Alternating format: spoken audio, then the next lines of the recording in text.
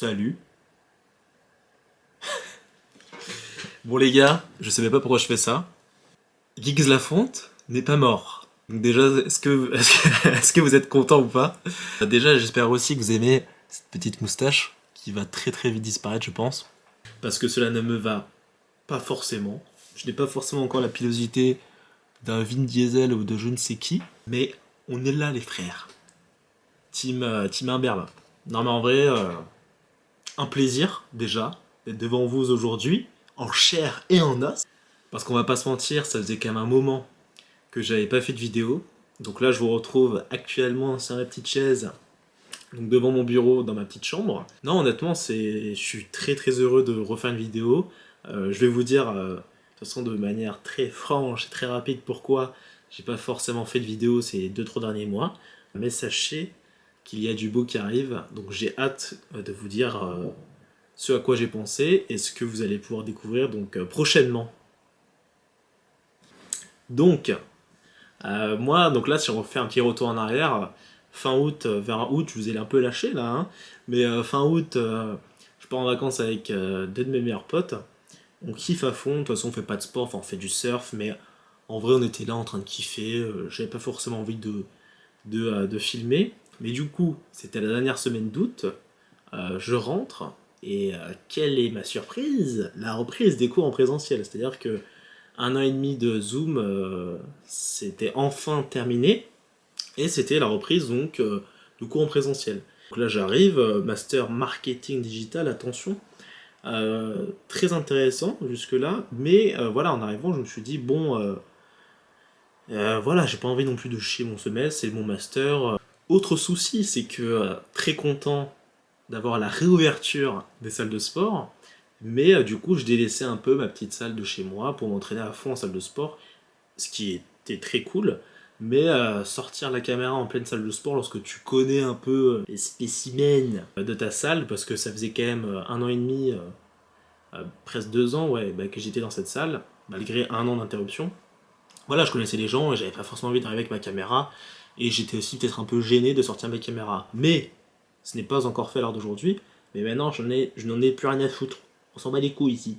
Non mais en vrai, c'est bon, enfin, au bout d'un moment, tu vas pas t'empêcher de faire des choses, même si les gens te jugent, peu importe. C'est-à-dire que, hey, faut se dire un truc les gars, c'est que en tous les cas, il y aura des gens pour vous juger dans la vie, que ça soit par rapport à vos passions, à votre travail, à n'importe quoi, à ce que vous êtes, à ce que vous aimez, peu importe, peu importe. C'est-à-dire que on peut penser n'importe quoi de ce que je suis. Évidemment, parfois ça te blesse un peu, mais il faut passer au-dessus.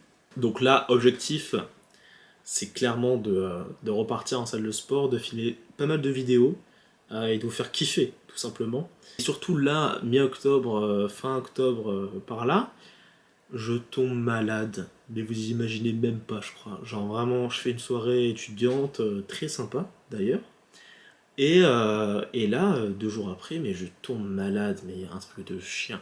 Genre, vraiment, mes ganglions ici étaient gonflés, je crachais, j'en pouvais plus. J'étais limite en train de me noyer dans ma morve, dans je sais pas quoi, dans des miasmes je savais même pas que ça existait, ces merdes. Et pendant facile 15 jours, j'étais vraiment au fond du trou, genre sans rire. Genre, je vais chez le médecin, le mec me dit mononucléose. Je le regarde, je lui fais bon, frérot.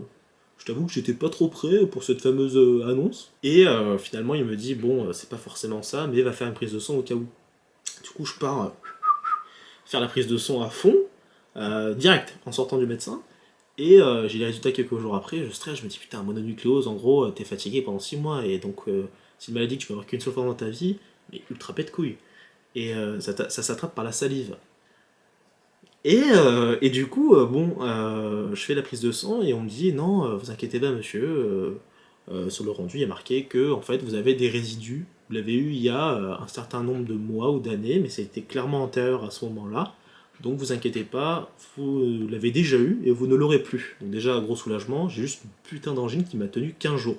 Donc pour finir là ce fameux chapitre de mon inactivité, du moins sur YouTube, honnêtement, même si là je vous ai raconté un peu ma vie et ce pourquoi j'ai pas pu en faire, si j'étais clairement motivé à 100%, j'aurais très bien pu, pas forcément faire une par semaine, mais je sais pas, une par mois, essayer de tenir un peu. C'est vrai que pendant 3 mois là, je me suis calmé Mais là, honnêtement, à l'heure d'aujourd'hui, je suis mais motivé fois 1000, genre sincèrement. Donc j'ai hâte que vous voyez ce que je vais vous proposer. Et pourquoi j'ai eu ce déclic, je pense que c'était il y a quelques jours, quelques semaines. Déjà, il y a eu le Z-Event, je sais pas si des gens le connaissent, c'est un event caritatif sur Twitch. Donc ceux qui connaissent un peu les gamers et ceux qui aiment les jeux vidéo. Non mais moi, ça fait un petit moment que je kiffe Twitch. Donc du coup, l'année dernière, je l'avais aussi vu, le Z-Event et tout ça, et cette année, je l'ai revu, et c'est vrai que je me suis dit, putain, ils font quand même des événements de fou, quelle vie quand même. Alors, est-ce que je veux avoir cette vie-là? C'est sûr que ça doit être incroyable d'avoir cette vie-là, j'en suis très loin, et le seul but, pourquoi est-ce que je mets tout dans cette caméra, c'est juste d'avoir des souvenirs dans 10 ans, dans 5 ans, dans 20 ans, et de me dire, putain, j'ai quand même fait des vidéos et tout, moi je trouve ça top d'avoir une sorte d'archive, et le but c'est de s'amuser dans la vie. Donc encore une fois, peu importe ce que pensent les gens, que ça soit oh c'est nul ou que ce soit oh c'est une perte de temps, faites ce que vous voulez.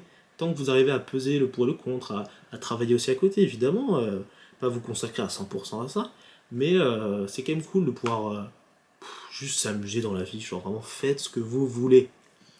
Et du coup, non mais je vois cet événement, il me fait vraiment kiffer, je vois mes potes, un pote à moi que vous pouvez retrouver sur YouTube.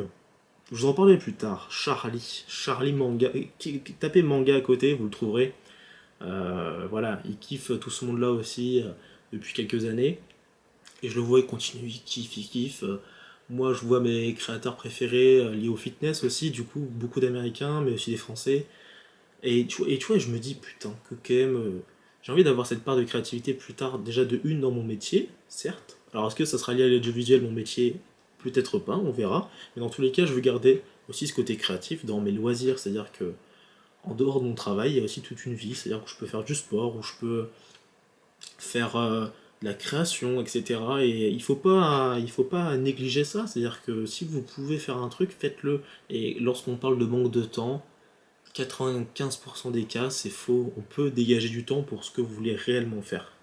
Encore une fois, là, je parle en tant que jeune étudiant de 20 ans. C'est-à-dire que si vous avez 35 ans, des enfants, etc., je ne dis pas l'inverse. Mais souvent, à mon âge, on peut trouver du temps, on peut faire plein de choses. Là, je suis motivé, mais à 1000%, genre sincèrement. Donc là, j'ai un mois et demi pour tourner des vidéos que je montrerai peut-être certaines un peu plus tard, mais là, je veux tourner à fond avant de partir quelque part. Est-ce que vous connaissez ce quelque part? Je ne crois pas. Parce que j'en ai parlé à peu de personnes. Du coup, là, je vais faire un stage de césure, donc pour rattraper un stage que je devais faire en école de commerce un peu plus tôt. Donc là, ça va être un stage de 6 mois. Bon, 6 mois, c'est quand même conséquent. Et je voulais absolument le faire à l'étranger. Pour ceux qui me connaissent un peu, l'Asie, c'est vraiment voilà, un continent qui me fait extrêmement envie. Mais euh, trouver un stage en Asie actuellement, c'était très compliqué, voire impossible, sincèrement. Même avec des contacts, avec tout ce que vous voulez, très très dur. Et au final, une offre s'est ouverte à moi, que j'ai trouvée et que je me suis battu pour. Donc une offre en Polynésie française, donc à Tahiti, à Papeete, donc la capitale de Tahiti. Donc voilà, ça en ferait beaucoup, partir comme ça à l'autre bout du monde, dans le Pacifique Sud, à 12 000 km de la France, c'est vrai que c'est particulier. Partir 6 mois, même si 6 mois ça peut paraître long comme ça, honnêtement, je pense que ça passe très vite. Donc voilà, je vais travailler dans une banque là-bas en tant que, enfin voilà, dans le marketing et la communication. Déjà, je vais voir si ce milieu m'intéresse réellement ou non. Franchement, j'ai hâte de voir cette expérience, d'avoir cette expérience parce que j'ai eu un très bon ressenti lors de l'entretien. Et voilà, et je vous en parlerai de toute façon très vite. Mais de toute façon, c'est en forgeant qu'on devient forgeron, hein. Donc c'est avec des expériences qu'on se construit, qu'on voit ce qui nous plaît pas, et honnêtement je suis ouvert à tellement de possibilités. Donc plus tard, voilà, le prochain stage que je ferai dans 1 ou 2 ans, ça sera mon stage de fin d'études, dans 1 an et demi, que je vais essayer de faire dans le domaine du sport, si possible lié aux Jeux Olympiques 2024 qui seront à Paris. Donc voilà, on essaie de poser des pions, on essaie de voir tout ça. Et tout ça s'arrête pas là, c'est que donc derrière, j'aurai fini fin juin, et les 2 premières semaines de juillet, pendant 10 jours, je serai en Californie. Parce que vous savez, en fait, le voyage, on passe pas par l'Asie, on passe tout le temps par les États-Unis pour aller dans le Pacifique de ce côté-là. Euh, Et donc du coup, je passe par Los Angeles à l'aller. Bon là, changement d'avion, ça part. Hein. Mais le retour, donc après mes 6 mois, je passerai 10 jours, j'ai de la famille là-bas. Je vais pouvoir profiter de la Californie. Je vous filmerai, alors là je parle à long terme, hein, enfin moyen à long terme. Je vous filmerai des vidéos, pourquoi pas dans les grosses salles américaines. Gold Gym, c'est la salle mythique, la mecque un peu du bodybuilding. Ça peut être hyper sympa, même si je crois que l'entrée est genre à 40 boules. Mais nique sa mère. Hein. Et tout ça ne s'arrête pas là parce que l'été prochain, je reviens du coup en France pendant peut-être un mois. Et après, je repars où? Pendant le premier semestre de l'année 2022, je pars en échange universitaire parce que je dois faire un échange universitaire lors de mon parcours au sein de mon école. Et je n'ai pas pu le réaliser auparavant à cause du Covid, etc. Je devais partir aux États-Unis, ça s'est pas fait finalement. Et je vais faire donc mon choix et je vais avoir peut-être mon second, mon troisième choix, mon quatrième, je ne sais pas, on verra. En fin janvier, début février. Donc pareil, je vous tiens au jus. Donc en fait, je serai en Polynésie actuellement, à ce moment-là. Et donc je saurai où est-ce que je pars pendant sûrement 4 mois, 4-5 mois. Donc comme vous pouvez le voir, ça va être une année 2022 très chargée. Et je vais viser pour cet échange sûrement l'Asie. Donc on verra où en Asie, hein, ce que j'aurai. Mais très très content de cette année qui va être assez folle à venir. Euh, tout s'accélère, hein. Franchement ça fait bizarre. Hein. J'ai que 21 ans, là je vais partir un an, avec une petite coupure au milieu, mais c'est étrange hein, de se dire ça. Mais voilà, beaucoup de choses à venir. Donc ça se trouve après quand je serai en Asie, je serai en Papouasie au milieu de la jungle. Vous allez vous dire putain qu'est-ce qui branle. Donc j'espère que tous ces projets à moyen terme là qui vont arriver vont vous plaire. J'espère que tout va pouvoir être enregistré dans cette petite boîte magique qui va pouvoir me permettre de vous transmettre tout ça, de vous partager et que vous ayez des souvenirs tout comme moi. Voilou, je pense qu'on a fait le tour. J'espère que la vidéo sera pas trop longue, même si j'ai peur d'avoir un peu trop parlé, mais ça m'a fait du bien. Du coup les gars, on se retrouve très bientôt avec plein de vidéos. Je vais filmer ça avec des potes avant de partir, comme je vous l'ai dit, un an à la découverte du monde. Et oui, je vous ai pas dit, mon Polynésie, je pars solo, hein, donc partir solo à 12 000 km, j'arrive là-bas, on me met un collier à fleurs, mais moi je suis saoulé avec ma petite valise, ça fait bizarre, hein. Franchement, vous savez que moi le seul truc que j'ai fait le plus long, c'était Orlando en été 2019, où j'étais vendeur là-bas. Je vous en avais pas parlé avant sur cette chaîne. Incroyable. Mais je partais avec des gens de mon école, donc certains d'autres campus aussi, mais vous voyez, tu pars avec une cinquantaine de Français, tu bosses, mais en même temps, t'es avec une cinquantaine de Français, avec la piscine, le machin, le truc. euh, Tu rencontres plein de nationalités différentes, mais un pur kiff. Sauf que là, moi, je pars solo, tu vois. Donc évidemment, je vais rencontrer des gens là-bas. Mais c'est vrai que c'est bizarre, tu vois, c'est bizarre. Au tout début, j'étais en mode, ah oui, ok, ok. Donc en fait, moi je vais là-bas, tout seul. Tout seul. Ok. Ok, ok. Mais voilà. Donc les gars, j'espère que cette vidéo vous aura plu. Vous avez vu, parfois je bégaye encore. Il faut que. C'est bien que je reprenne les vidéos, ça me permet d'avoir une meilleure élocution. J'espère que vous avez kiffé. Là, je vais essayer de mettre un Twitter à jour, comme ça vous pourrez vous abonner sur mon Twitter. N'oubliez pas l'Insta, qui est tout le temps là sur la chaîne, X Lafonte. Je crois qu'on a tout dit. J'espère que vous avez kiffé la vidéo. Je crois que c'est la 4e fois que je le dis. Ciao, ciao!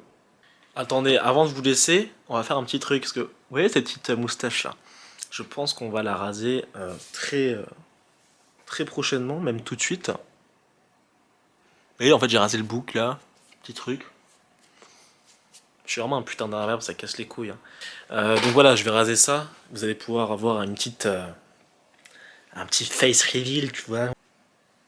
Yo. C'est parti.